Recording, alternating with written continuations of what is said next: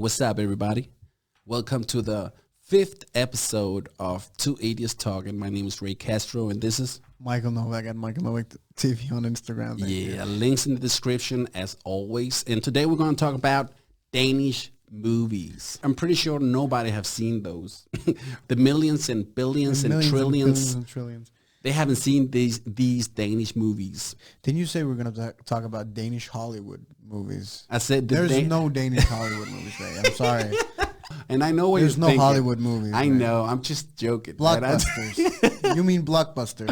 Blockbusters, cool. Netflix. No, not even Netflix. Not Blockbuster as the streaming service, Ray. What? Blockbuster is it's a phrase you use about the canon films. You know, oh shit! films that are canon. I didn't even know that. That's blockbuster. The blockbuster movies are, for example, Pirates of the Caribbean. That's blockbuster. That's a blockbuster movie. It's not by the company Blockbuster, but it's called a blockbuster because it's Ray. I mean, come on. But let's talk about Danish movies because I know for a fact that we only have a lot of romantic movies, Danish movies, a lot of drama. Right. We have no action movies, or do we have any action? Yeah, there's but it's not that used in Denmark, that's for sure. But some of the most known Danish classics are actually action movies that a lot of people know here. I mean, Pusher, right? Oh, that's a classic movie. And that's an action movie as well. Action movie and a low budget. And a low budget. And that's the thing. I mean, it's just like in China they eat dogs, right? I Kina spiser de hunde. That's another one of those low-budget action movies. Pusher is a good movie. That's a good movie. It's from the 90s. It's from the 90s. How did I even know about that movie? I've seen all of them. It's me that's nearly 40. That's true, right? No, I've seen all those Pushers. I want to bet you haven't seen the English version, have you? Oh shit, there's an English version. You didn't even know there's an English version. I didn't even know that. Here's the guy saying, oh, how could you know about the Pusher movies? I'm nearly 40. I was young in the 90s. I know about these movies. You're too young. Let's talk about Danish movies. Right. So there's the English version of Pusher. It came out in 2011, and it's really 2011. 2011. I'm pretty sure people from all over the world, they know who Mads Mikkelsen is. Because by now they should, yeah. He's been in the Marvel movie Doctor Strange. He plays the villain in that movie. Do you know how he became famous internationally, originally? Are you gonna say something real nasty? Or No. His first like really big international role was James Bond.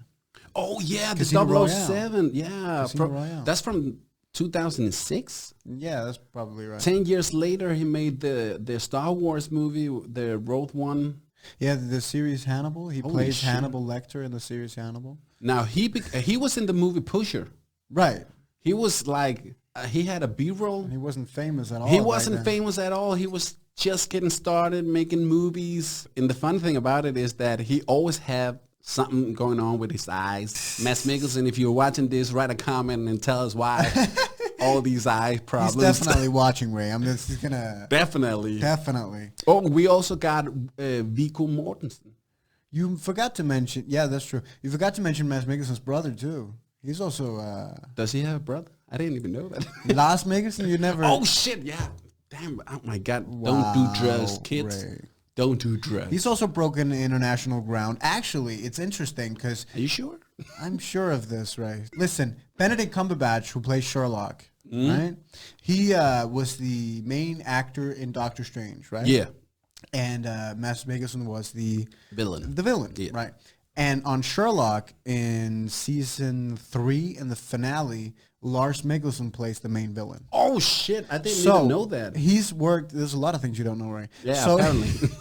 So he's worked with both of the Mikkelsen brothers. But yes, you were right in saying that Viggo Mortensen was actually the one that started this whole.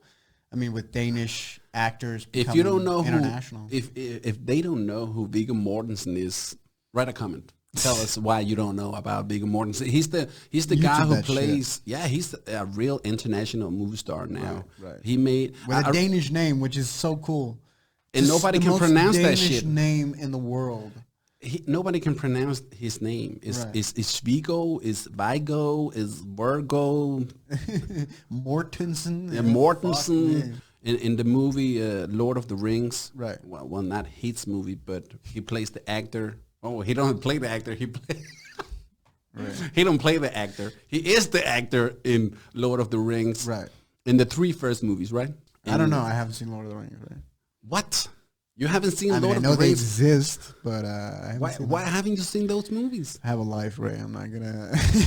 It's only 3 hours long. It's only 3 hours. But I feel the same way And about Lord of 3. the Rings as I feel about Harry Potter. It's just not gonna happen. We're gonna get hated by this podcast. I have such a long list, Ray, of things I need to watch, of series and TV shows. But listen, it's kind of like when people say, "Have you watched Game of Thrones?" I'm like, "No." "Have you watched House of Cards?" And I'm like, "No." And you get shamed for it, and I understand that. But listen, these shows are so fucking long. It's unbelievable. There's like 7, 8 seasons. This is not an action movie with Viggo Mortensen. I saw The Green Book. Have you seen that movie? No. That's actually a good drama movie. It's about the 80s in the United States, about the racism of black people. Right. Do we have other actors?